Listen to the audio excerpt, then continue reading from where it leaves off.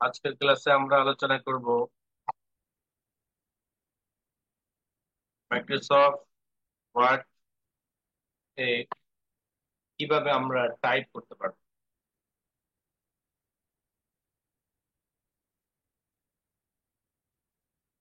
এটি হলো Microsoft word.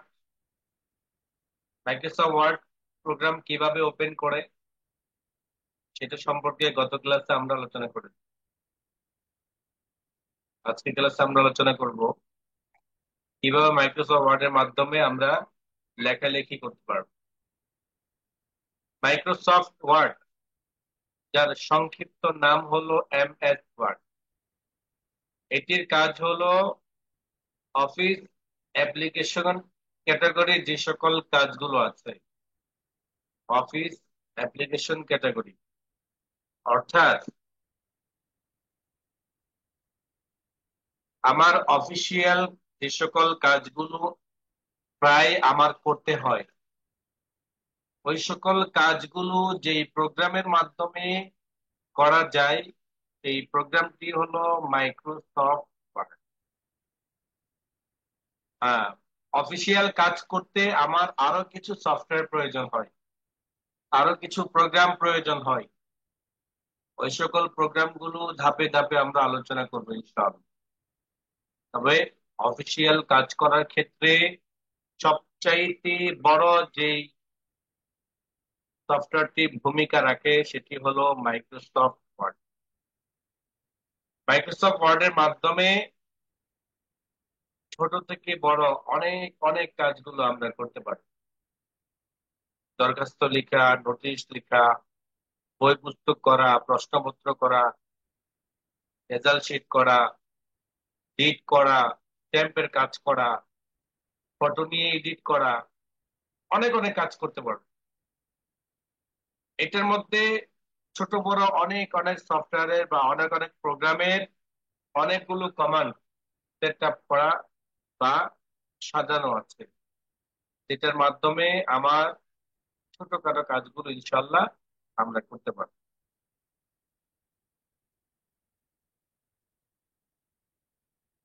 আজকের ক্লাসের মূল যে বিষয়টা সেটা হলো টাইপ। কিবোর্ডে হাত রাখা, কিবোর্ডের পরিচিতি জানা, কিবোর্ডের মাধ্যমে টাইপিং কিভাবে করব সেটা জানা, ইংলিশ টাইপ করার জন্য আমাদেরকে কি করতে হবে এবং ইংলিশ টাইপের গতি বাড়ানোর জন্য আমাদেরকে কি করতে হবে, সবকিছুর বিস্তারিত আজকের ক্লাসে আলোচনা হবে। প্রথমে আসেন টাইপ। গত ক্লাসে বলেছিলাম মাউসের পরিচিতি। এক মাউসের পরিচিতি দিতে গিয়ে আমরা দীর্ঘ সময় ব্যয় করেছি। কি কারণে? অনলাইন হওয়ার কারণে। যেটা আমি আপনাকে 2 মিনিটে বুঝাইতে পারতাম অফলাইনে, সেটা ভার্চুয়াল হওয়াতে আপনি দূরে আছেন, আমিও দূরে আছি, উভয়ে দূরে থাকার কারণে যেভাবে বোঝানো যায় আপনাকে, সেভাবে বোঝানোর ক্ষেত্রে আমাদের একটু সময় ব্যয় হয়েছে।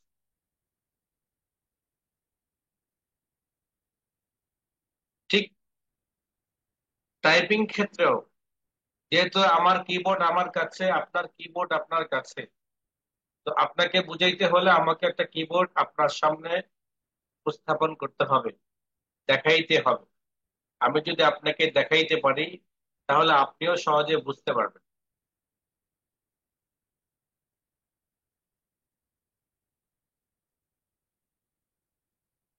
আমি যখন টাইপ করব, এই টাইপিং এর জন্য আমার কিবোর্ডের হাত রাখা, কিবোর্ডের বাটন গুলোর পরিচয় জানা, সে দিকগুলো আমাকে প্রথমে জানতে হবে। এটি একটি কিবোর্ডের মূল লেআউট। এটি একটি কিবোর্ডের মূল লেআউট, অর্থাৎ কিবোর্ডের অনেক অনেক বাটন আছে। তার মধ্য থেকে শুধুমাত্র টাইপিং কি, অর্থাৎ বর্ণমালা,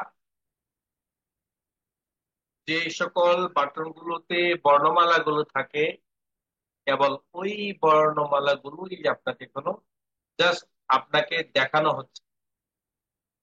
নেক্সট আসেন ফুললি কিবোর্ড।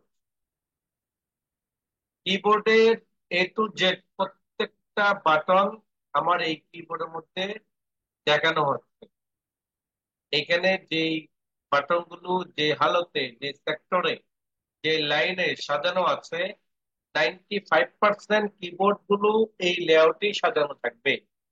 এবং এক কিবোর্ডে কাজ শিখলে আপনি 95% কিবোর্ডের যত ধরনের কিবোর্ডে আপনি পান না কেন, বা 100% কিবোর্ড পান না কেন, প্রত্যেকটা কিবোর্ড আপনার হাতের মুঠেই থাকবে। যেমন আপনি ইংলিশ ভাষাটা অর্জন করেছেন বাংলাদেশে বসে, আর সেই বাংলাদেশে বসে বাংলায় সেই ইংলিশ ভাষাটা আয়ত্ত করেছেন। এবার আপনি ইন্ডিয়াতে যান, এবার আপনি আমেরিকাতে যান, সৌদি আরবে যান, যেখানেই যান, আপনি এই ইংলিশ ভাষাটা কাজে লাগাইতে পারেন। কেননা বাংলাদেশে বসে বাংলায় আপনি ইংলিশটা আয়ত্ত করেছেন। যিনি আপনাকে ট্রেন আপ করেছেন, তিনি বাংলাতে সবকিছু বুঝিয়ে দিয়ে আপনাকে ইংলিশের উপর দক্ষ করেছেন। ফলে এই ভাষার আয়ত্তটা আপনি শুধু বাংলাদেশে নয়, বাংলাদেশের বাইরে যে কোনো কান্ট্রিতেই আপনি ভাষাটা প্রয়োগ করে আপনি আপনার কাজগুলো উদ্ধার করতে পারবেন। একটা কিবোর্ড লেআউট যখন আপনার হাতের মুঠে আনবেন, সেই লেআউটটা দিয়ে যে কোনো দেশে আপনি টাইপ করতে পারবেন। এখানে কিছুক্ষণ আগে দেখিয়েছিলাম এই যে তিনটা লাইন, আমি আবার একটু ব্যাকে এসে দেখাই আপনাকে, দেখেন এই যে তিনটা লাইন, এবং যে একটা বাটন এখানে দেখানো হচ্ছে, এইখানে দেখেন আমার এই যে তিনটা লাইন, এই একটা লাইন, নিচে আরেকটা লাইন, এবং নিচে আরেকটা লাইন, পরপর তিনটা লাইন মূলত হলো আমার মূল বর্ণমালার লাইন বা বাটন। আমি আর একটু পরে যাই আপনাকে আর একটু বিস্তারিত বোঝানোর জন্য। এখানে দেখেন আমার পূর্ণ কিবোর্ডটাকে পরিচয় তুলে ধরা হয়েছে। প্রথমত সেক্টর ভাগ করা হয়েছে, দ্বিতীয়ত হলো আমার লাইনগুলো। আমার এখানে দেখেন প্রত্যেকটা সেক্টরকে কালার দিয়ে বোঝানো হয়েছে। প্রত্যেকটা সেক্টর, এখানে 6টা কালার আছে। 6টা কালার। কয়টা কালার আছে?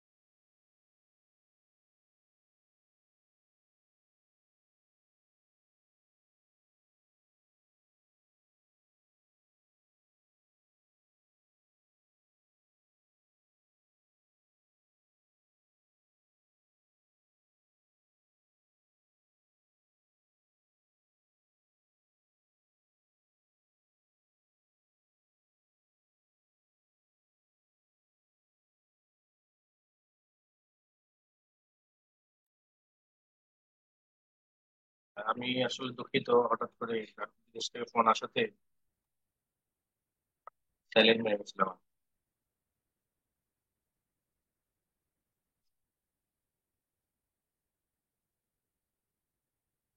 এখানের মধ্যে আহ 6টা কালার, মানে হলো 6টা সেক্টর আছে।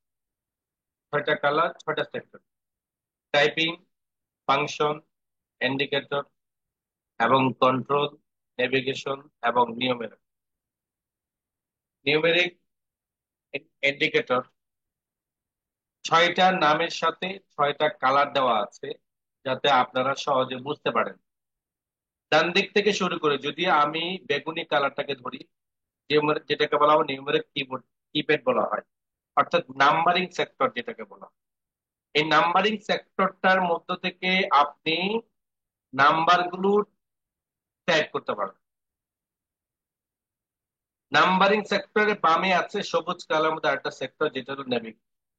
এখানে আমার কিছু ফাংশন এবং কিছু শর্টকাট আমার আছে, বাটন আছে, যেগুলো যেগুলোর মাধ্যমে আমি আমার বাটন গুলোকে, অর্থাৎ পেজের উপরে, পেজের ডানে বামে, খুব দ্রুত গতিতে বা হেঁটে হেঁটে ইত্যাদি বাটন গুলো আমি আমার নেভিগেশন অপশনের মধ্যে, অর্থাৎ নেভিগেশন সেক্টরের মধ্যে পাবো। এর উপরে আরেকটা দেখতে পাচ্ছেন, এটাও কিন্তু আমার নেভিগেশন সেক্টর অন্তর্ভুক্ত, এই পুরোটা। এবার আসেন বাম পাশে কথা বলি। ফাংশন কি? F1, F2, F3, F4, এই পূর্ণ লাইনটাকে বলা হয় ফাংশন কি। এই ফাংশন কির মাধ্যমে আমাদের কিছু শর্টকাট ফাংশনের কাজ আসে বা প্রয়োজন হয়, যেটা কখনো আমাদের প্রোগ্রামিং কাজগুলোর ক্ষেত্রে প্রয়োজন হতে পারে, আবার কখনো আমাদের আহ সাধারণ কাজগুলোর ক্ষেত্রে আমাদের প্রয়োজন হতে পারে। এই লাইনটাকে বলা হয় ফাংশন কি বলা হয়। ফাংশন কির সর্বশেষ আরেকটা বাটন আছে, যেটা হলো আমার স্কেপ বাটন। স্কেপ বাটন মানে হলো আমার ক্যান্সেল বাটনের মতো। আমরা যে মোবাইলে যখন কল করি, তখন আমাদের একটা বাটন থাকে হলো যখন কেটে দেওয়ার জন্য, লাল লাল ফোন দেওয়া, যেটা মাধ্যমে আমাদের, যে বাটনটি আমরা বুঝি যে এইটা দিয়ে আমার ফোনটা এখন কাটা যাবে। ঠিক স্কেপ বাটনটা হলো এমন কিছু প্রোগ্রামের কাজ আছে, যেগুলো আমি নর্মালি কিবোর্ডের মাধ্যমে যদি করতে চাই, সেক্ষেত্রে হলো আমার স্কেপ বাটন। আর যদি আমার মাউসের মাধ্যমে করি, সেক্ষেত্রে অবশ্যই আমাকে ক্লোজ বাটনটা ব্যবহার করতে হয়। যেটা হলো আমার, এটাকে আমার কন্ট্রোল কিও বলা হয়, স্কেপ বাটন। ইন্ডিকেটর, এইখানে আমার 3টা লাইট আছে, ইন্ডিকেটর লাইট। এটা হলো নাম্বার লক। আমি এখানে নাম্বার গুলো যদি বন্ধ করে রাখতে চাই, আমার টাইপ করলে যাতে আমার নাম্বার গুলো না আসে, এটা যদি কখনো প্রয়োজন হয়, সেক্ষেত্রে নাম্বার লক দিয়ে রাখা। হয়তো প্রশ্ন হবে যে নাম্বার লক তো আমার দরকার হবে না। হ্যাঁ, দরকার হবে না, কিন্তু আমার দরকার হবে। কারণ হলো, অনেক সময় দেখা গেছে আমার পেজের আপ ডাউন এই বাটন গুলো কাজ করে না, এই বাটন গুলো কাজ করে না, অথবা এখানে যে বাটন গুলো আছে, page up, page down, home, in, এগুলো কাজ করে না।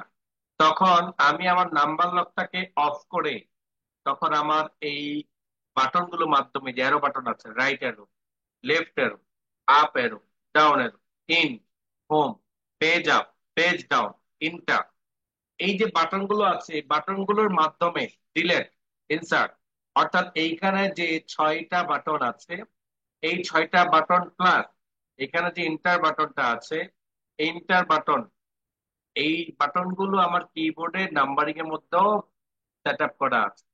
যদি কখনো আমার এই বাটন গুলো কাজ না করে, তাহলে নাম্বার লকের বাতিটি অফ করে আমি এই বাটন গুলোর মাধ্যমে কাজ করতে পারি।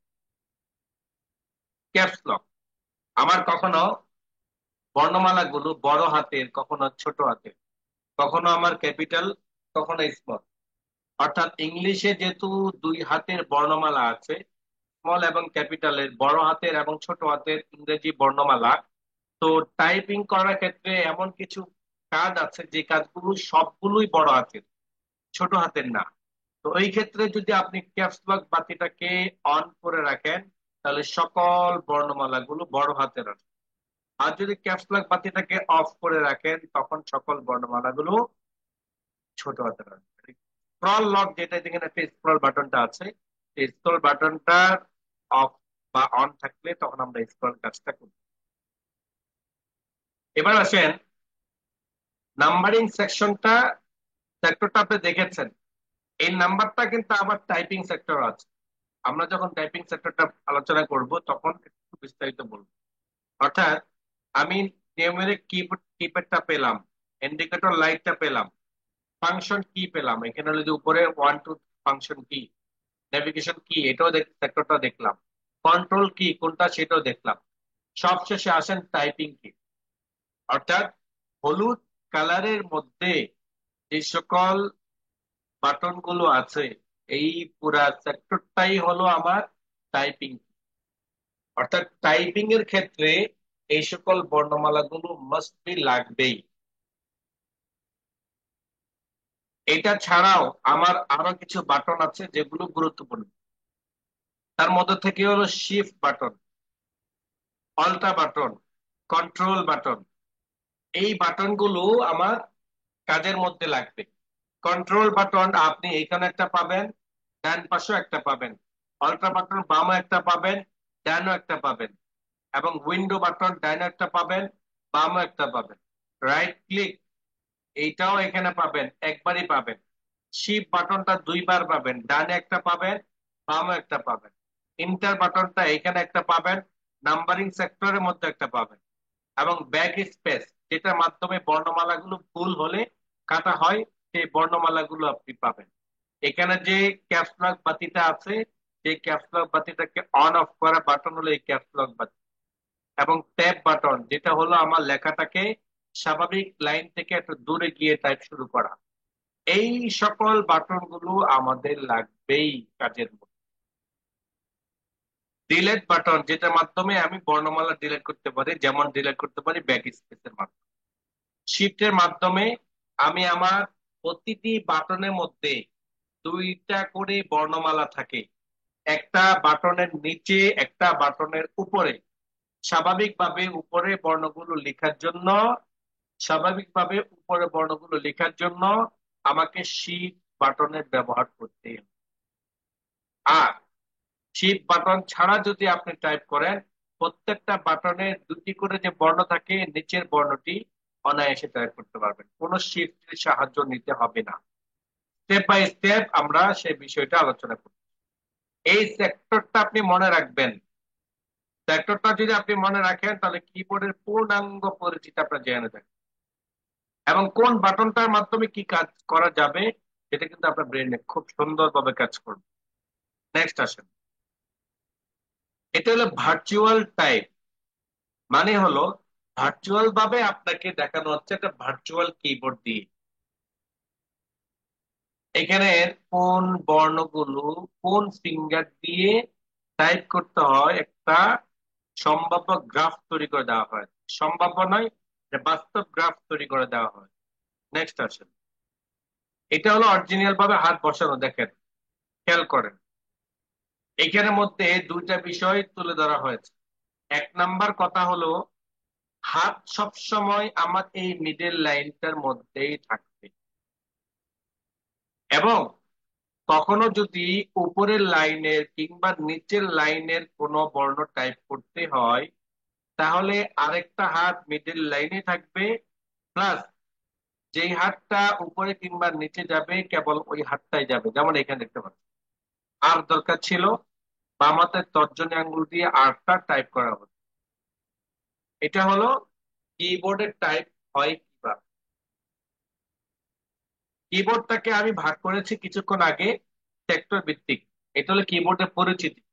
কিন্তু আপনি যদি আপনার এই কিবোর্ড গুলোকে দুই হাতে ভাগ করে দেন, যদি দুই হাতে ভাগ করে দেন তাহলে আপনাকে এভাবে ভাগ করতে হবে। কেননা কিবোর্ডটা পুরা রাত টাইম করবে দুই হাত। ডান পাশের রাজ্য ডান হাতের জন্য, বাম পাশের রাজ্য বাম হাতের জন্য। এই দুই রাজ্যের বর্ডারটা হলো এই বর্ণগুলোর সাথে, ওয়াই ডান পাশে, ডি বাম পাশে, এইচ ডান পাশে, জি বাম পাশে, বি বাম পাশে, এন্ড ডান পাশে। অর্থাৎ মাঝখানে যে একটা লাল বর্ডার দেখতে পাচ্ছেন, এটা হলো, এই সাইডটা হলো বাম হাতের জন্য, এই সাইডটা হলো ডান হাতের জন্য। জাস্ট আপনাদের নলেজে দেওয়ার, আমার হাত কখনো এই বর্ডার ক্রস করতে পারবে না। এই হাতে এই বর্ণগুলো টাইপ করার জন্য ডান হাত কখনোই যাতে বা এই বর্ডারটা ক্রস না করে। আবার ডান পাশের এইগুলো টাইপ করার জন্য কখনো বাম হাত যাতে এই বর্ডারটা ক্রস না করে। ডিভাইডেডটা বোঝানোর জন্য মাঝখানে রেখাটা আপনাদেরকে দেখানো হয়েছে। এইবার হলো কিবোর্ডের 10টি আঙ্গুলের জন্য, 10টি ফিঙ্গারের জন্য বাটন গুলো ভাগ করে দেওয়া। বর্ডার যেমন ক্রস করা যাবে না, একজনের জমিতে আরেকজনের চাষ করাও যাবে না। কেন চাষ করা যাবে না? বর্ডার ক্রস করলে যেমন বিএসএফ গুলি করার সম্ভাবনা থাকে, আমার একটা বাটনের জায়গায়, একটা জমিনের জায়গায় আরেকজন জমি আরেকজন জমি চাষ করতে আসলে ওইভাবে মারামারি লাগারও সম্ভাবনা থাকে। এই জন্য কালার দিয়ে বোঝানো হয়েছে এই সকল বর্ণগুলো এই আঙ্গুলের জন্য, এই সকল বর্ণগুলো এই ফিঙ্গারের জন্য, এই সকল আচ্ছা আচ্ছা। বর্ণগুলো এই ফিঙ্গারের জন্য।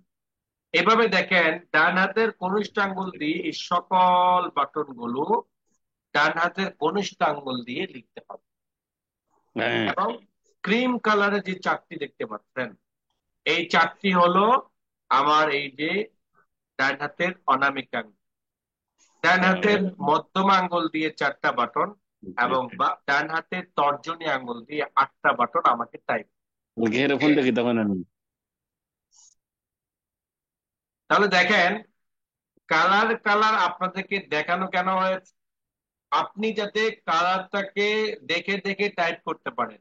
এই কারণে আপনি এখন যেটা শিখছেন সেটা হলো যে শুধু ইংলিশ টাইপ তা কিন্তু না, বরং জায়গা বুঝে নেওয়া। কোন ফিঙ্গারের জন্য কোন জায়গাটা বরাদ্দ, কোন ফিঙ্গারের জন্য কোন বাটনটা বরাদ্দ, সেটা আপনাকে বুঝে নিতে হবে। আপনি যদি জায়গা বুঝে ফেলতে পারেন, আপনি যদি জায়গা বুঝে নিতে পারেন, আপনি যদি আপনার ফিঙ্গার দিয়ে বাটনগুলোকে আয়ত্ত করতে পারেন, তাহলে বাকি 3টা ভাষা আপনার আয়ত্ত করা সহজ। কেননা বাটন মানে জমিন, আর জমির মধ্যে আপনি ধান চাষ করবেন না মরিচ চাষ করবেন, এটা আপনার ব্যাপার। কিন্তু জমিন আপনার যতটুকু নির্ধারিত, যে আঙ্গুলের জন্য কেবল ওই আঙ্গুল দিয়ে ওই নির্ধারিত জমি চাষ করতে। নেক্সট আসে, এখানে একটু ক্লিয়ার করে দেওয়া হয়েছে, দেখেন দূর থেকে মার্ক করে দেওয়া হয়েছে। আমার ডান হাতের তর্জনী আঙ্গুলটা এই বাটনের উপর রাখবো, অনামিকা আঙ্গুল, মধ্যমা আঙ্গুল, তর্জনী আঙ্গুল এবং কনিষ্ঠ আঙ্গুল কোন জায়গার মধ্যে কোন বাটনটা বসবে সেটা দেখাবো। আমরা কিবোর্ডের মধ্যে কিভাবে হাত রাখবো এটা আমরা জানলাম। কিবোর্ডের মধ্যে কিবোর্ডের মধ্যে হাতটা কিভাবে রাখবো সেটা আমরা জানলাম। দেখেন, আমি আমার লেআউটটাকে সামনে রাখলাম শুধুমাত্র আমার কাজের সুবিধা। এই লেআউটটা না রেখে আমি এই লেআউটটা রাখি, তাহলে কি হবে? কাজ করাটা সহজ হবে। আমি আমার বাম পাশে এটাকে সাইজ করে রাখলাম, মাইক্রোসফট ওয়ার্ড প্রোগ্রামটাকে ওপেন করলাম। এই কারণে ওপেন করলাম যেহেতু আমি এখন টাইপ করব, এটাকেও আমি সাজিয়ে নিচ্ছি দুই পাশে।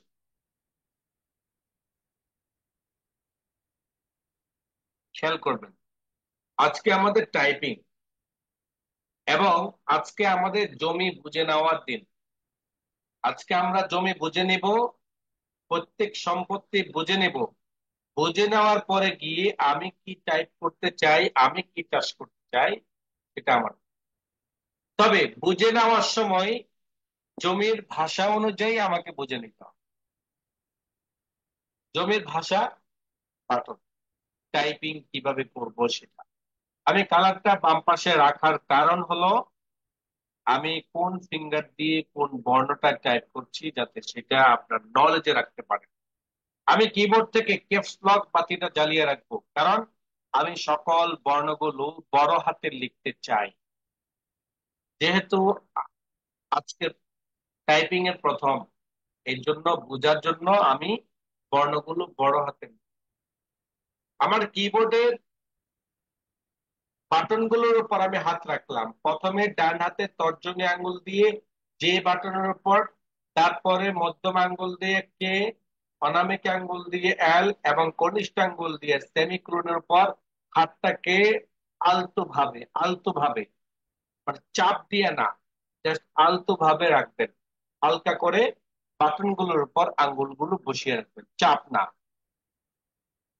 এভাবে বাম হাতে তর্জনী আঙ্গুল দিয়ে এফ বাটন, মধ্যম আঙ্গুল দিয়ে ডি, অনামিক আঙ্গুল দিয়ে এস এবং কনিষ্ঠ আঙ্গুল দিয়ে এই বাটন উপর হাত রাখবে। বাকি রইলো আমার দুই হাতে দুই বৃদ্ধ আঙ্গুল। এই বৃদ্ধ আঙ্গুল যে নিচে লম্বা একটা স্পেস আছে, এই যে স্পেস বারটা এই বাটনের উপর রাখবো সম্পূর্ণ আলতো ভাবে। দেখেন, এইখানে যখন আমি হাতটা রাখবো তাহলে আমার হাতটা তো একটা ভর আছে। সে ভরটা রাখবো কোথায়? এই ভরটা হলো আমার এই যে আঙ্গুলের আমার যে তালু আছে, তালু যে গোড়া আছে, হাতের যে গোড়াটা আছে সেই গোড়াটা আমার যে ডেস্ক আছে, টেবিল আছে, সেই টেবিলের উপর আমার চাপের উপর থাকে, কখনো আমার কিবোর্ডের উপর চাপ। নিয়ম হলো হাতটা সম্পূর্ণরূপে আলগা রাখ, টেবিল থেকে আলগা রাখ। যারা এখন থেকে টেবিল থেকে আলগা রেখে টাইপ শিখতে পারবেন, তারা দক্ষ অপারেটর হওয়ার সম্ভাবনা আছে। কেননা আলতো ভাবে হাত রেখে টাইপ করতে পারলে কাজের ভুল হওয়ার সম্ভাবনা কম। আর যারা টেবিলের উপর আমার মতো অকেজো হাত যদি টেবিলের উপর ভর করে কাজ করেন, হাতের গতি বাড়ার সম্ভাবনা থাকবে ঠিক আছে, কিন্তু নির্ভুল কাজ করার নিশ্চয়তা আপনি দিতে পারবেন। আসেন টাইপিং এ যাই। হাত রাখলাম, এবার শুরু করব ডান দিক থেকে। যেহেতু মুসলমানরা সকল কাজ শুরু করে ডান দিক থেকে, কিন্তু 90% ট্রেনিং সেন্টার গুলো দেখবেন যে বাম দিক থেকে টাইপিং শেখানো হয়। কিভাবে শেখানো হয়? এ এস ডি এফ দিয়ে শেখানো হয়। এ এস ডি এফ, এইভাবে 90% প্রতিষ্ঠানগুলো শেখানো হয়। তবে আমরা আপনাকে শেখাবো হলো ডান দিক থেকে। ডান হাতে তর্জনী আঙ্গুল দিয়ে এইচ এবং জে। দেখেন, আমার কিবোর্ডটা দেখেন, অর্থাৎ আমি যে আপনাকে কিবোর্ডটা দেখিয়েছি সেটার দিকে তাকান আপনি। এইচ আমার ডান হাতের তর্জনী আঙ্গুল দিয়ে এবং জেটাও আমার ডান হাতের তর্জনী আঙ্গুল, এইচ জে। তারপরে ফিঙ্গার যেটি আছে আমার মধ্যম আঙ্গুল, সেটা দিয়ে আমি টাইপ করব কে। অনামিকা আঙ্গুল, কনিষ্ঠ আঙ্গুল যেটা আছে, সরি অনামিকা আঙ্গুল যেটা আছে সেটা দিয়ে আমি টাইপ করব এল, এবং কনিষ্ঠ আঙ্গুল দিয়ে দেখেন আমার লেখা আছে সেমিকোলন। এবার আমি এই আঙ্গুল দিয়ে স্পেস। কেন? এই দুইজন হলো বেআই, এরা হলো এই চারজন হলো তাদের সন্তান। বেআই বা মুরব্বীদের কাজ কম থাকে, মুরব্বীদের কাজ কম থাকে। ওই যে আমাদের গ্রামের মধ্যে দেখতে পারবেন সবার ছোট ছেলে যে তার কাজ বেশি, সবার ছোট ছেলে যে তার কাজ বেশি। বাকি বাটন গুলো দেখেন যে কেউ পাচ্ছে চারটা, কেউ পাচ্ছে চারটা, কেউ পাচ্ছে আটটা। আবার বড় ছেলের ক্ষেত্রে দেখবেন যে কখনো কোনো তর্জনীকে আপনি বড় ছেলে হিসেবে ধরেন, দেখবেন যে তার রয়ে গেছে আটটা। এখানে আপনি যখন কোন বর্ণমালা টাইপ করবেন, সেই বর্ণমালা টাইপ শেষ যেটা আঙ্গুল হবে তার বিপরীত হাতের বৃদ্ধা আঙ্গুল দিয়ে আপনাকে স্পেস দিতে হবে। যদি ডাইন হাতের লেখা শেষ হয় তাহলে বাম হাতের বৃদ্ধা আঙ্গুল দিয়ে স্পেস, আর যদি বাম হাতের লেখা শেষ হয় তাহলে ডাইন হাতের বৃদ্ধা আঙ্গুল দিয়ে স্পেস দিতে হবে। স্পেস মানে হলো ফাঁকা করা, স্পেস ফাঁকা করা। আমি স্পেস দিলাম, তাহলে দেখেন আমার একটু ফাঁকা হয়ে। ভিডিও অফ করেন।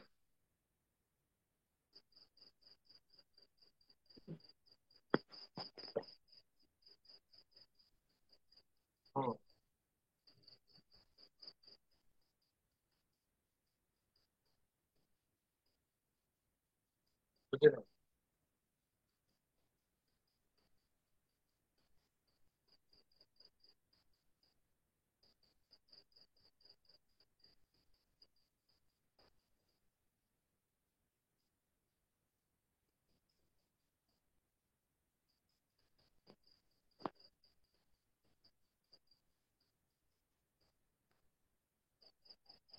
এভাবে আপনি লিখে যাবেন, জে কে এল সেমিকোলন, মুখে বলবেন, হাতে লিখবেন।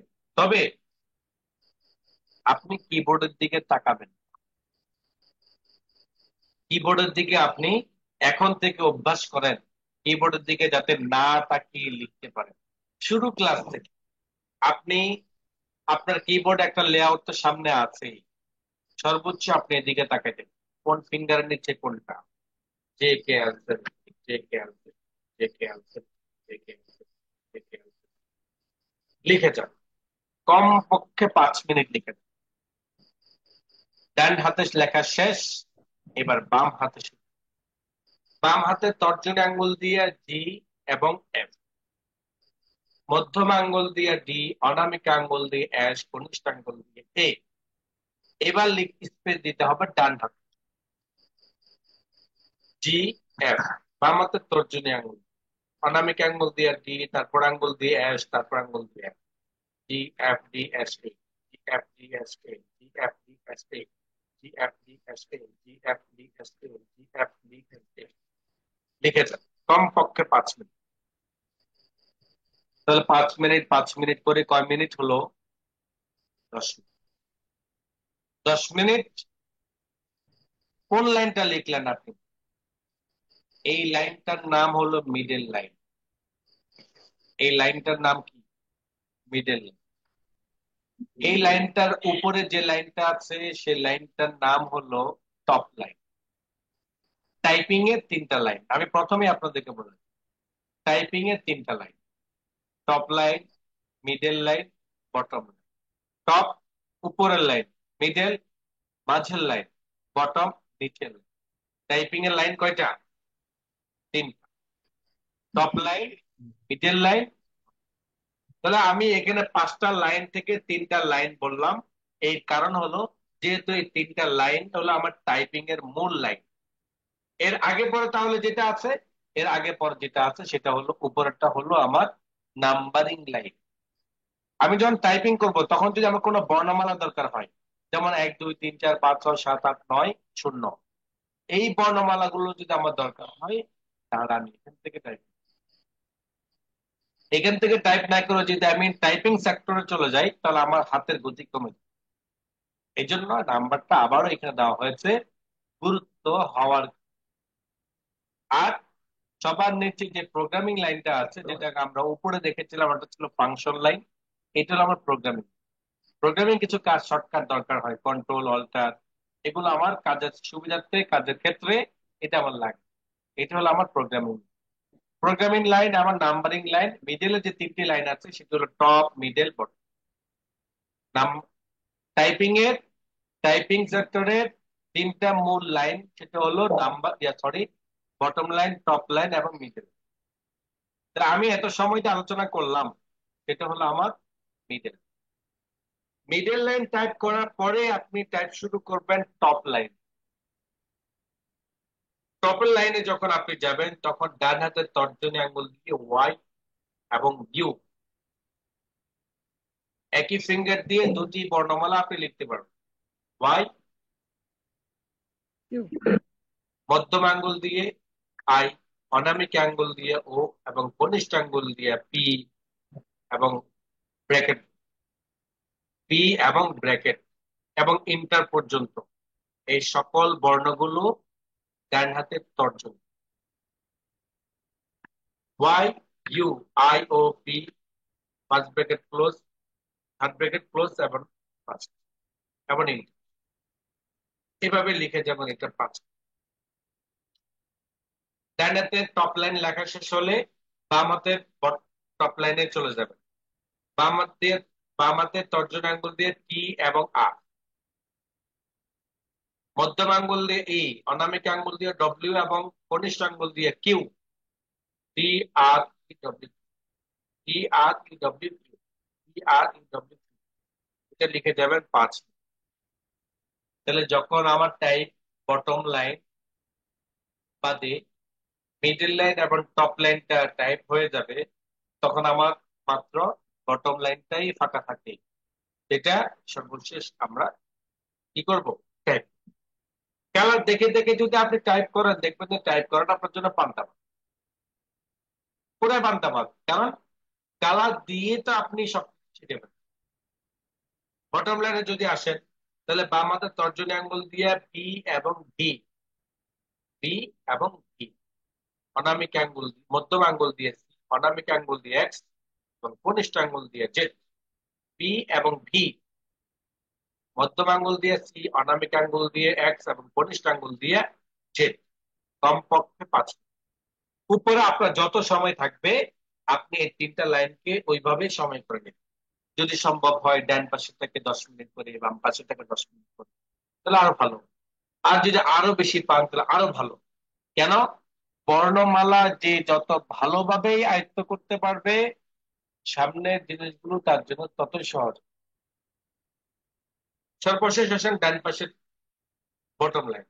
ডান হাতের তর্জনী আঙ্গুল দিয়ে এন এবং এম, এন এবং এম, মধ্যম আঙ্গুল দিয়ে কমা, অনামিকা আঙ্গুল দিয়ে ডট এবং কনিষ্ঠ আঙ্গুল দিয়ে অন।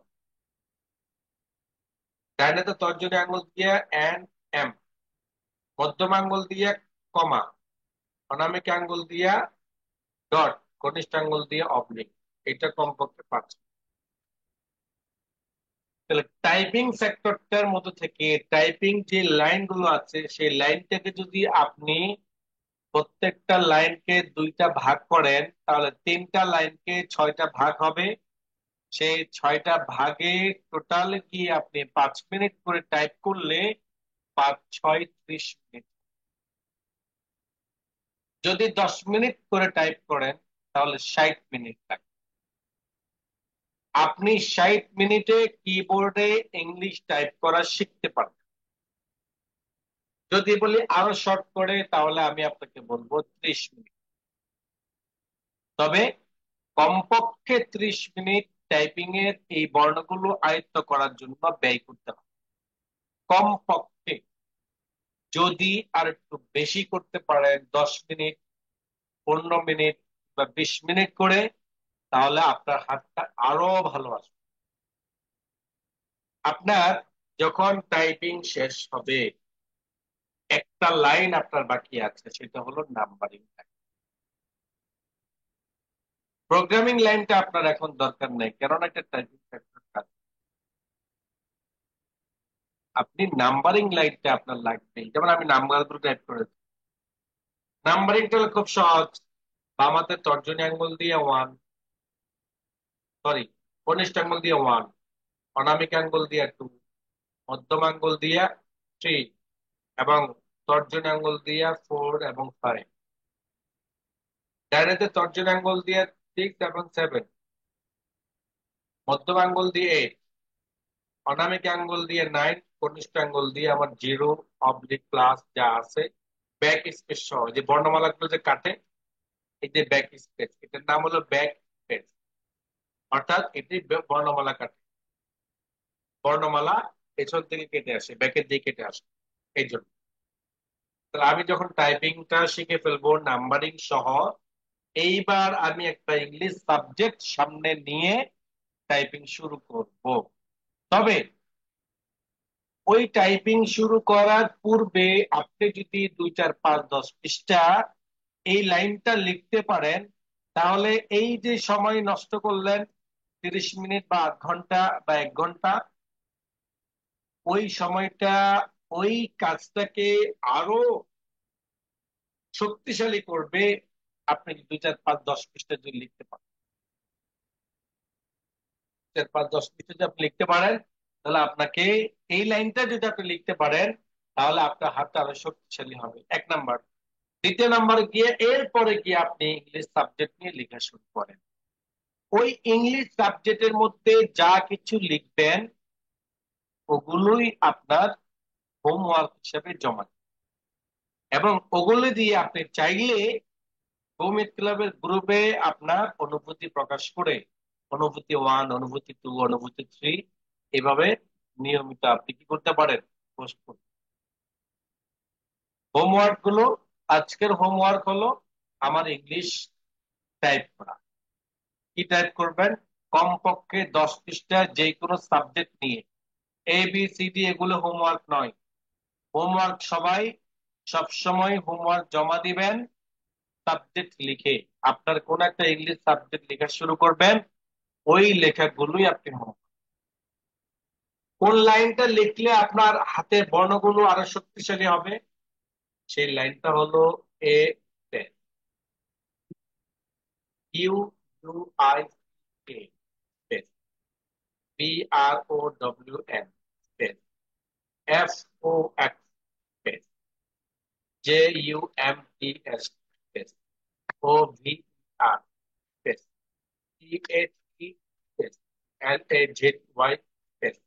LAZY, DOG.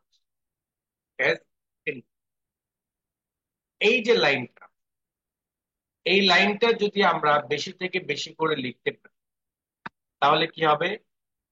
এই একটা লাইন যদি আমি বেশি থেকে বেশি করে লিখতে পারি তাহলে আমার হাতের গতি বাড়তে থাকবে। লিখে যাবেন এ কুইক, ব্রাউন, ফট, জাম্প, ওভার, দা, লেজি, ডগ, ডট। কিবোর্ড থেকে এন্টার। কিবোর্ড থেকে যদি আপনি এন্টার বাটন প্রেস করেন তখন কলমটা নিচের লাইন থেকে শুরু, কলমটা নিচের দিকে চলে আসবে। এইভাবে আপনি লিখবেন আর এন্টার দিবেন, লিখবেন এন্টার দিবেন, লিখবেন এন্টার দিবেন। লিখতে লিখতে লিখতে যখন 10 পৃষ্ঠা শেষ করে ফেলবেন তখন বুঝবেন যে না, আমি এখন লিখতে গেলে চোখ বন্ধ করে লিখতে পারবো, আমাকে এখন আর কেউ বাধা দিতে পারবে। এটা হলো আমাদের টাইপ। কিভাবে আমরা টাইপটা করব? এতে সকল বর্ণগুলো আমার বড় হাতের আসে। এই বড় হাতের আসে কিভাবে? বড় হাতের আসে কিভাবে? বড় হাতে আসার জন্য আমাকে কি করতে হয়? ক্যাপস লক বাতিটাকে জ্বালাই।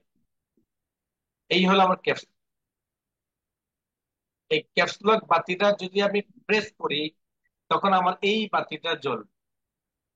আর এই বাতিটা যখন জ্বালানো থাকবে তখন সকল বর্ণগুলো বড় হাতে। আর যদি এই বাতিটা অফ থাকে, আবার যদি আপনি ক্যাপস লক প্রেস করেন, একবার অন হবে একবার অফ। এখন দেখেন আমার সবগুলো বর্ণ হবে ছোট হাতে।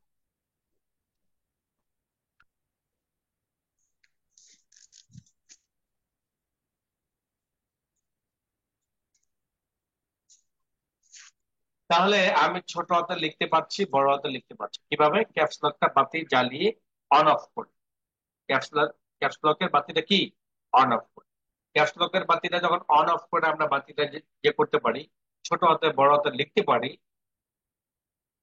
এখন আমাদের আরেকটা কাজ আসবে তখন, সেটা হলো আমি সকল বর্ণগুলোর প্রথম বর্ণমালাটা বড় হাতে চাই। প্রত্যেকটা শব্দের প্রথম বর্ণমালা বড় হাতের। তো এইভাবে যদি আমি ক্যাপস লক অন অফ করতে যাই বারবার, তাহলে হাতের গতি কখনোই বাড়তে গিয়ে আর বাড়তে পারবে না। এর জন্য আমার বিকল্প যে রাস্তা আছে, সলিড যে রাস্তা আছে, সেটা আমাকে জানতে হবে। আর সেটাই হলো আমার শিফট বাটন। সেটাই আমার কি শিফট বাটন। এই যে শিফট, এখানে একটা আছে প্লাস বাম পাশে, বামে একটা ডানে, দুই পাশে দুইটা শিফট। যেমন আমি ডান হাতে স্পেস দিলেও ফাঁকা হয়, বাম হাতে স্পেস দিলেও ফাঁকা হয়। ঠিক আমি যখন শিফট ধরবো ডান হাতে তখন আমার এটা ফাঁকা হবে, আবার শিফট বাম হাতে ধরলেও ফাঁকা হবে। তবে উত্তম নিয়ম কি? উত্তম নিয়ম হলো এই যে স্পেসের, কিসের মতো? স্পেসের মতো। স্পেস যেমন ডান হাতে লেখা শেষ হলে বাম হাতে স্পেস ব্যবহার করা হয়, আবার বাম হাতে লেখা শেষ হলে ডান হাতে স্পেস ব্যবহার করতে হয়। ঠিক শিফট বাটনটাও এমন। আমি যদি কোনো বর্ণমালা লিখতে যাই, সেই বর্ণমালাটা বড় হাতের, যদি বর্ণটা ডান হাতের হয় তাহলে বাম হাতের কনিষ্ঠ আঙ্গুল দিয়ে, অর্থাৎ ছোট আঙ্গুলটা দিয়ে সেই বাটনটা ধরে রেখে তারপর ওই বর্ণটা টাইপ করব। যেমন এ, এ হলো আমার বাম হাতের বর্ণমালা। তাহলে আমাকে ডান হাতের কনিষ্ঠ আঙ্গুল দিয়ে শিফট বাটনটা ধরে রাখতে হবে, এরপর বাম হাতের কনিষ্ঠ আঙ্গুল দিয়ে এই বাটন প্রেস, তারপরে গিয়ে বড় হাতের আসবে, ব্যাস। কিউ লিখবো, এটাও বাম হাতে, ডান হাতের শিফট বাটন দিয়ে কিউ ধরে রাখবো, বাম হাতের কনিষ্ঠ আঙ্গুল দিয়ে কিউটা টাইপ করবো, কিউ ইউ আই। বি ডান হাতের, তাহলে আমাকে শিফট বাটন ধরতে হবে বাম হাতে কনিষ্ঠ আঙ্গুল দিয়ে, এবং ডান হাতে তর্জনী আঙ্গুল দিয়ে বি প্রেস করতে হবে, আর ও ডব্লিউ এন। এফ বাম হাতের, এবং কনিষ্ঠ আঙ্গুল দিতে হবে ডান হাতে, ডান হাতে কনিষ্ঠ আঙ্গুল দিয়ে শিফট, বাম হাতে তর্জনী আঙ্গুল দিয়ে এফ ও এক্স। যে ডান হাতে, বাম হাতে শিফট বাটন ধরে রাখবো, ডান হাতে তর্জনী আঙ্গুল দিয়ে জে লিখবো। ও ডান হাতে, বাম হাতে কনিষ্ঠ আঙ্গুল দিয়ে শিফট ধরবো এবং ডান হাতে ও লিখবো। সি বাম হাতে, ডান হাতে শিফট বাটন ধরে রাখবো এবং বাম হাতে ডি লিখবো। এল ডান হাতে, বাম হাতে শিফট ধরবো, ডান হাতে এল লিখবো। ডি বাম হাতে, ডান হাতে শিফট ধরবো, বাম হাতে ডি টাইপ।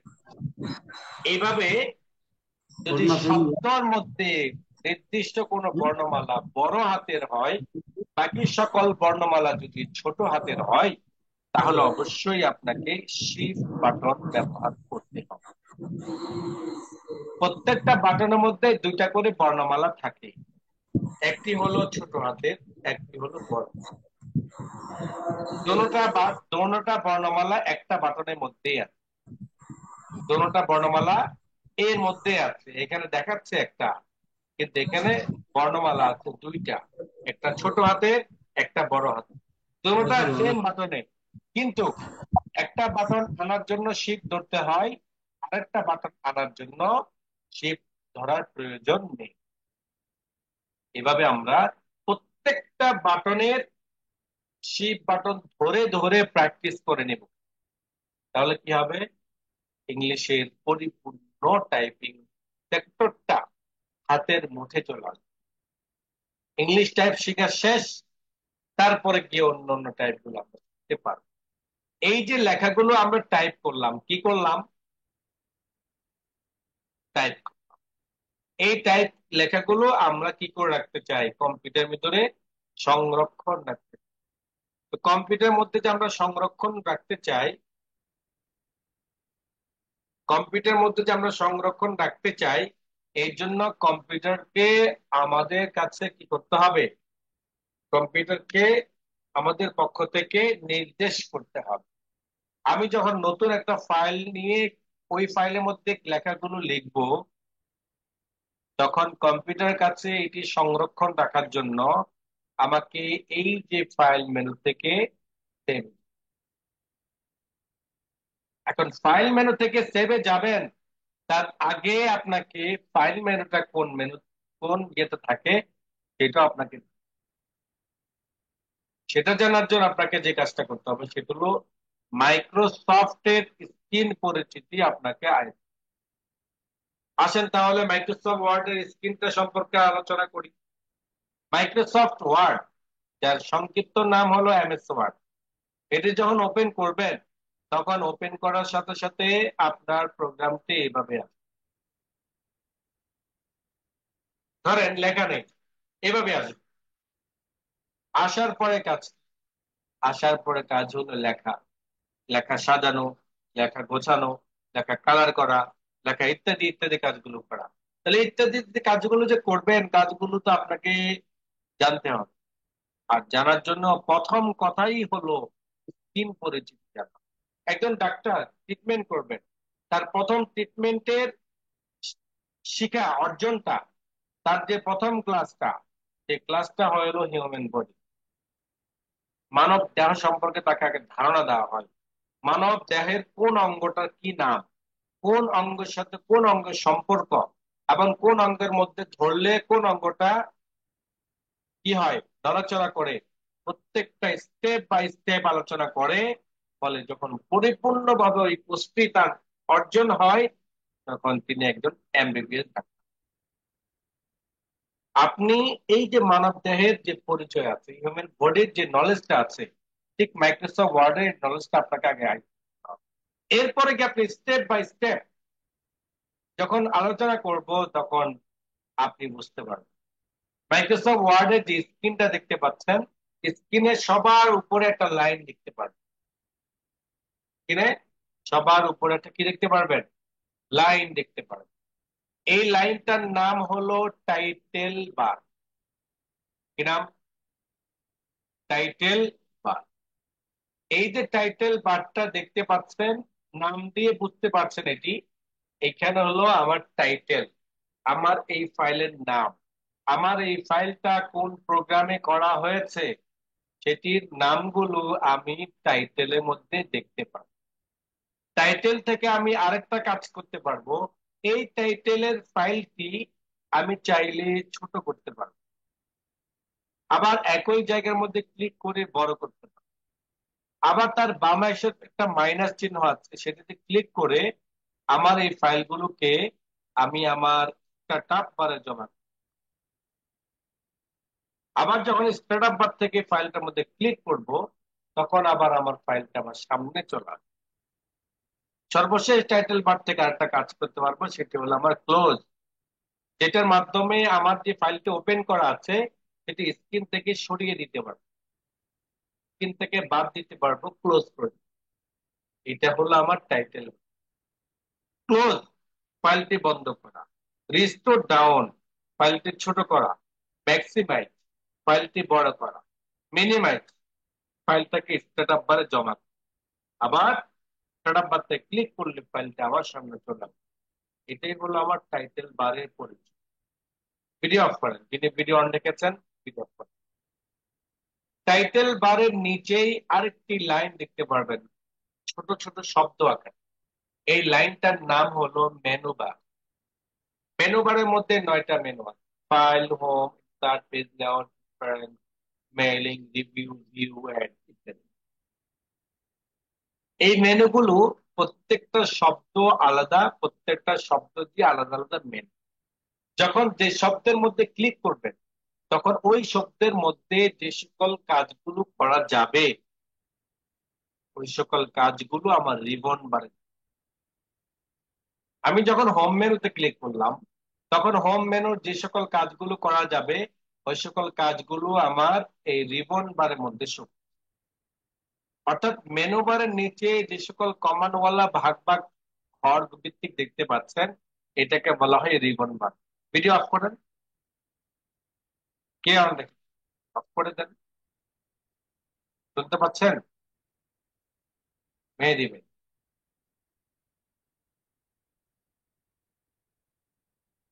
অনেক সময় দেখা গেছে নিজেদের অজান্তে ঠিক পড়েছে, এতে দেখা গেছে পারিবারিক অনেক ইয়ে চলে আসে। এটি আসলে খুব দৃষ্টি করতে, খেয়াল করবেন, খেয়াল করেন। আপনি যখন যেই মেনুতে ক্লিক করবেন, তখন সেই মেনুটার যে সকল কমান্ড গুলো আছে, ওই সকল কমান্ড গুলো রিবন বারে দেখতে পাবেন। রিবন বার কি? রিবন বার হলো, আমি যেমন হোম মেনু, হোম মেনু একটি স্বতন্ত্র মেনু। এই মেনুর অধীনে যে সকল কমান্ড গুলো আছে, ওই কমান্ড গুলো রিবন আকারে সাজানো আছে। অর্থাৎ আমি যখন টাইপিং করি, সেই টাইপিংটা উপরে বাটন দেখা যাচ্ছে, এই বাটনের নিচে কিন্তু আমার রিবন আছে। এই রিবনটা যখন আমি টাচ করি, তখন নেগেটিভ পজিটিভ একসাথে হয়ে ওই রিবনের নিচে যে বর্ণমালাটা প্রেস করেছি, ওই বর্ণমালাটা আমার সামনে আসে। আমি যখন হোম মেনু ক্লিক করলাম, হোম মেনুর মধ্যে যে সকল কমান্ড গুলো সাজানো আছে, সবগুলো রিবন বারে দেখবো। আবার রিবন বারে কিভাবে দেখবো? এখানে যেমন মেনু ভিত্তিক সাজানো আছে, আবার রিবন বারের মধ্যেও মেনু কমান্ড ভিত্তিক সাজানো আছে শিরোনাম আকারে।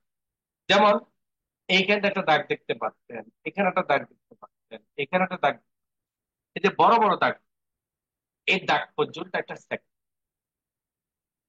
যেমন ক্লিপবোর্ড, এগুলোকে ট্যাব বলা হয়।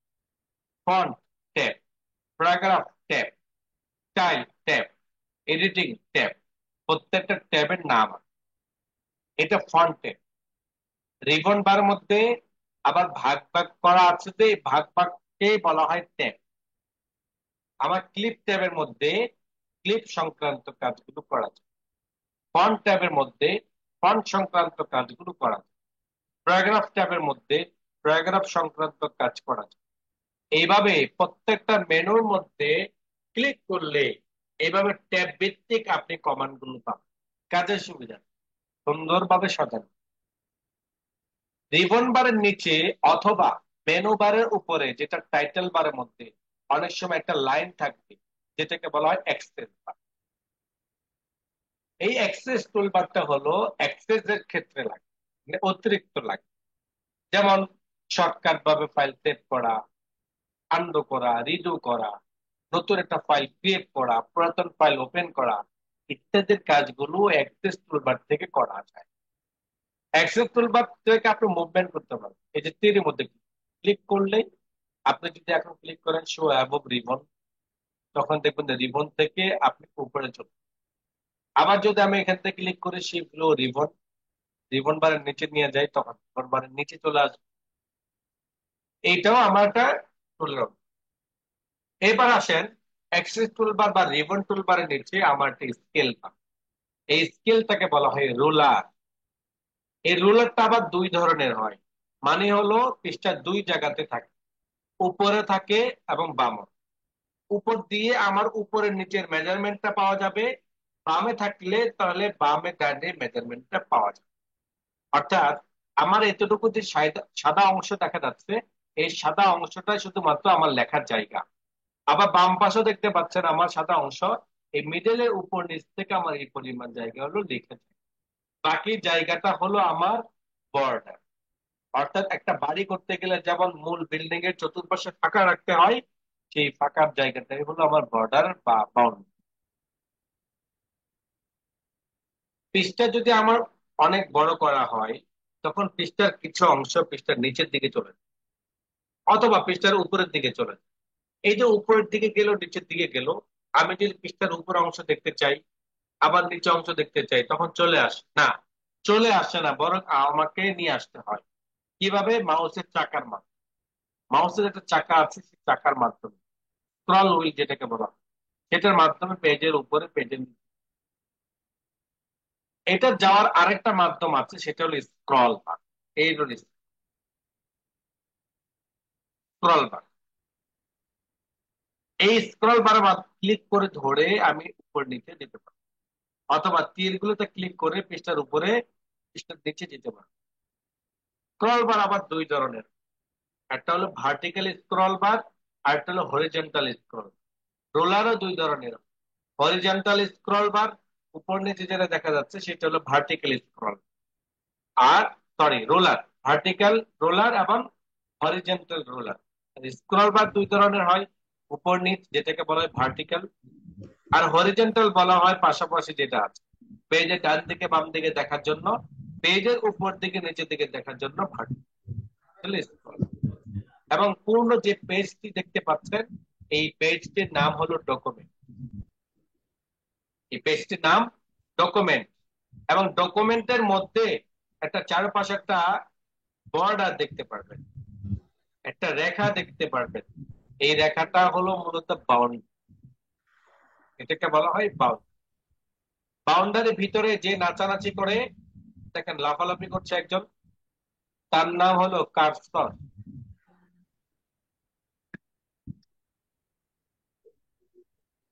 তার নাম হলো কার্সর। আপনাকে যদি প্রশ্ন করা হয় আমরা লেখালেখি কার মাধ্যমে করতে পারি, তখন আপনি উত্তর দিবেন কার্সর। আপনি যদি বলেন যে পৃষ্ঠের মধ্যে যে লাফালাফি করে তার মাধ্যমে আমরা লেখালেখি করতে পারি, এটা ভুল হবে। যদিও আপনি বুঝিয়েছেন আপনার ভাষায়, কিন্তু সেই ভাষাটা বোঝানোটা এইভাবে। কার্সরের মাধ্যমে আমরা লেখালেখি করতে পারি, আর মাউস পয়েন্টারের মাধ্যমে আমরা নির্দেশ করতে পারি। ইয়েস, নো, ক্যান্সেল, ডিলেট, ওকে ইত্যাদি কাজগুলো আমরা মাউসের সাহায্যে করতে পারি। সবার নিচে যে লাইনটি দেখতে পাচ্ছেন পেজের, এটার নাম হলো স্ট্যাটাস বার। সবার নিচে এটার উপর যেটা স্ট্যাটাস বার, স্ট্যাটাস বার এবং স্ট্যাটাস বার। স্ট্যাটাস বার হলো যেটা আমার উইন্ডোজ, স্ট্যাটাস বার হলো যেটা হলো আমার মাইক্রোসফট ওয়ার্ডের নিচের লাইন, যেটার মধ্যে আপনার টোটাল পেজ কয়টা, কত নাম্বার পেজের মধ্যে আপনি আছেন, কত নাম্বার ওয়ার্ড মধ্যে আপনি আছেন, কোন ভাষায় আপনি লিখছেন, এবং পেজটাকে যে বড় ছোট করা, জুম করা ইত্যাদির কাজগুলো আপনি সে মাধ্যমে করতে পারবেন, এই টাচ বারের মাধ্যমে করতে। এটা হলো আমাদের মাইক্রোসফট ওয়ার্ডের।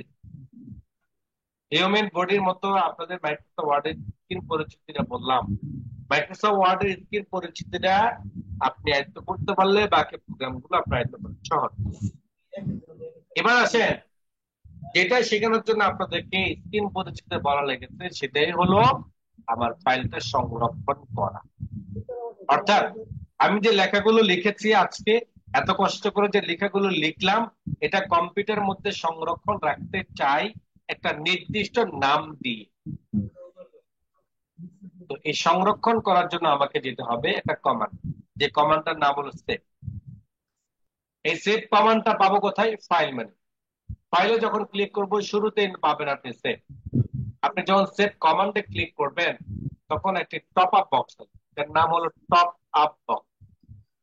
এই টপ আপ বক্সের মধ্যে বাম পাশে আপনি দেখতে পারবেন ডেস্কটপ, এবং নিচের দিকে আপনি মাউসটাকে স্ক্রল করলে আপনার হার্ড ডিস্কের যে জায়গাগুলো আছে, যে ঘরগুলো আছে, যেগুলোকে বলা হয় ড্রাইভ, যে কোনো আপনি ড্রাইভ সিলেকশন করে ওই ড্রাইভের মধ্যে আপনার এই ফাইলটা রাখতে পারেন। আমি ড্রাইভে না রেখে ডেস্কটপে রাখতে চাই, তাই ডেস্কটপটাকে সিলেক্ট করলাম। দেন এখানে একটা নাম দিয়ে দিতে চাই। কি নাম দিব? এমন একটা নাম দিব যে নামটা আমার এই কাজে রিলেটেড। যেমন আপনার বায়োডাটা লিখছেন তখন আপনি লিখবেন বায়োডাটা ফাকরামুল্লাহ। আপনি আপনার ফ্যামিলি হিস্টোরি লিখছেন, আপনার ফ্যামিলির নাম দিয়ে একটা ব্যবহার করলেন। এভাবে যেই যেই কাজটা আপনি করবেন অবশ্যই সেই কাজে একটা শিরোনাম আছে, যেই কাজটাই হোক। আপনি যদি বলেন যে পানি, পানিরও নাম আছে অনেক, মিনারেল ওয়াটার আছে, কাপড় চোপড় ধোয়ার ইয়া আছে, তারপর জমজম পানি আছে, পানির অভাব নেই, অনেক পানি পাবেন। তো ঠিক আপনি যে কাজটাই করবেন সেই কাজটার অবশ্যই একটা নাম আছে, শিরোনাম আছে। ওই শিরোনাম অনুযায়ী আপনি ফাইলটা সংরক্ষণ করবেন। কেন? যাতে ফাইলটা খুঁজে পাওয়াটা আপনার জন্য সহজ হয়। এক নাম্বার। দ্বিতীয় নাম্বার কথা হলো গিয়ে, একই নামে দুইটি ফাইল কখনো করা যাবে না। করতে গেলে পূর্বের ফাইল রিপ্লেস হয়ে যাবে।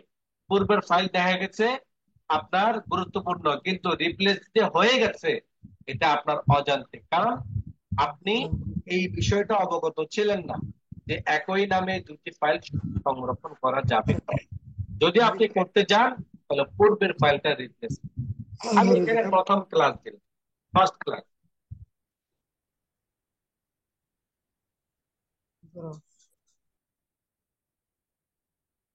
আমি ফার্স্ট ক্লাস নাম দিয়ে এবার আমি সেভ বাটন ক্লিক। যখন আমি সেভ বাটন ক্লিক করলাম তখন দেখেন আমার টাইটেল বারে ফাইলটার নাম শো।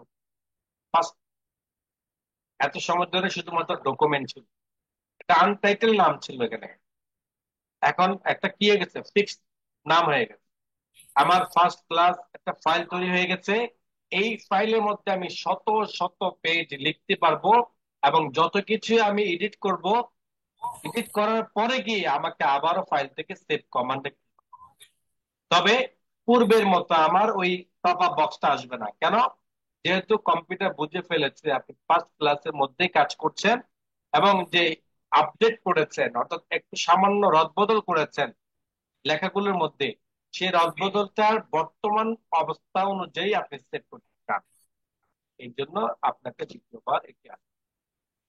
এভাবে আমরা ফাইল তৈরি করব, এভাবে আমরা ফাইল সেভ করব, এবং যখন দ্বিতীয়বার ফাইলটা ওপেন করতে যাব ফাইল মেনু থেকে ওপেনে ক্লিক করব। ঠিক যেই লোকেশনের মধ্যে আমরা ফাইলটি সেভ করেছি সেই লোকেশনে যাব, এবং সেখান থেকে ফাইলটা সিলেক্ট করে দিয়ে ওপেন করলে ফাইলটা ওপেন হয়ে যাবে। ওপেন হওয়ার পরে আমার কাটাকাটি করার দরকার, যা কিছু করার দরকার করে আবারও আমি ফাইলটাকে। এ ছিল আমাদের আজকের ক্লাসের বিষয়। কারো কোনো প্রশ্ন থাকলে করতে পারেন।